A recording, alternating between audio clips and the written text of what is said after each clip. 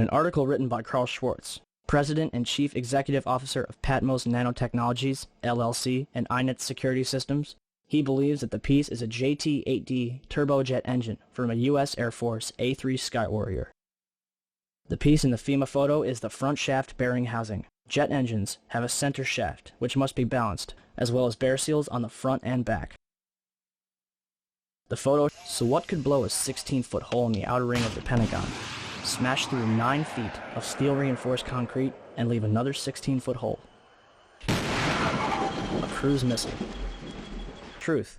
Take this into consideration.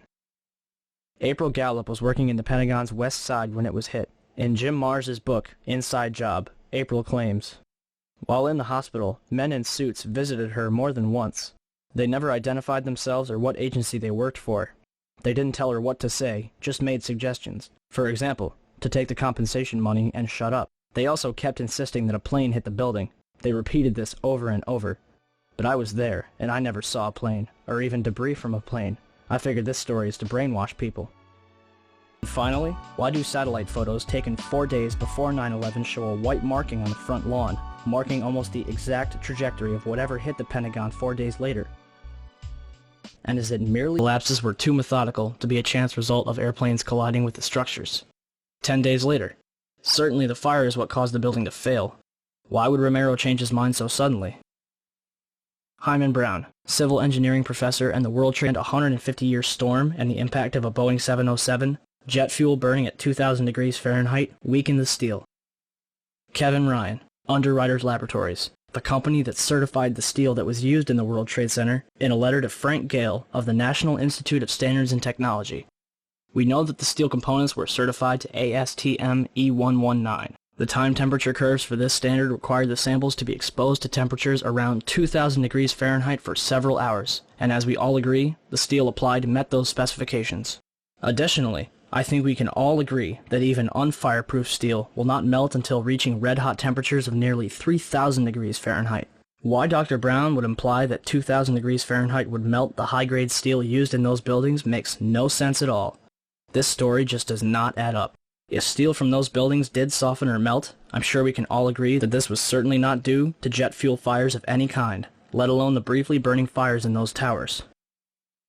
Ryan's statements directly contradict statements from so-called experts, which claim that 2,000-degree heat inside the World Trade Center caused the towers to collapse. Days after writing this letter, Kevin Ryan was fired from. FBI Director Robert Mueller said Flight 77's data recorder provided altitude, speed, headings, and other information, but the voice recorder contained nothing useful. And Donald Rumsfeld said the data on the cockpit voice recorder was unrecoverable. As for Flight 93, it was the only flight where the cockpit voice recorder was recovered. It was played for the families in April 2002, but not before they signed an agreement saying that they wouldn't talk about it. They couldn't even take notes. And for some reason, the last 3 minutes of the tape was unaccounted for. The FBI had no explanation for the discrepancy.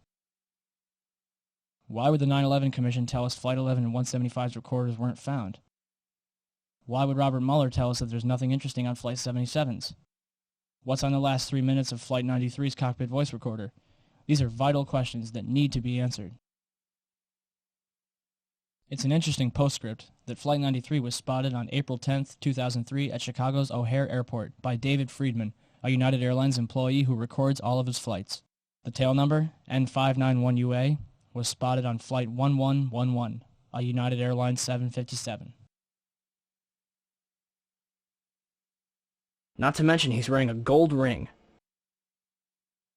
which is forbidden by Islamic law, and is never mentioned in the FBI's description of him.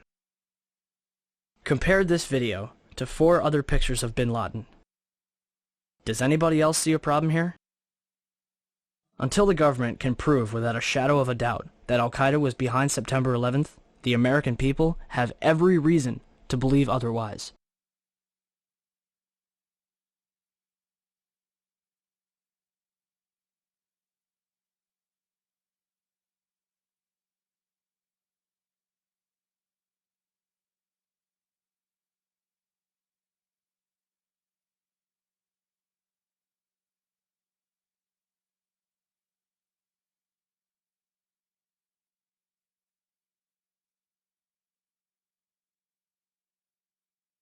Who spent nearly $2 million on an advertising blitz to convince people here in New York and elsewhere that 9/11 was a self-inflicted wound.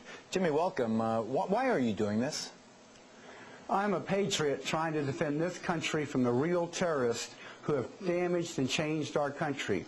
I am asking the same questions that the widows and orphans, parents and friends of the victims of 9/11 are asking and have not had answered by either the 9/11 Commission nor by any real investigation to the mass murders that 66% of New Yorkers want investigated. Okay, Jimmy. I'll say it again. Why are they hiding from us? What are they hiding from us? And what's it going to take until people in this country give a damn and do something about it? America has been hijacked. Not by Al-Qaeda. Not by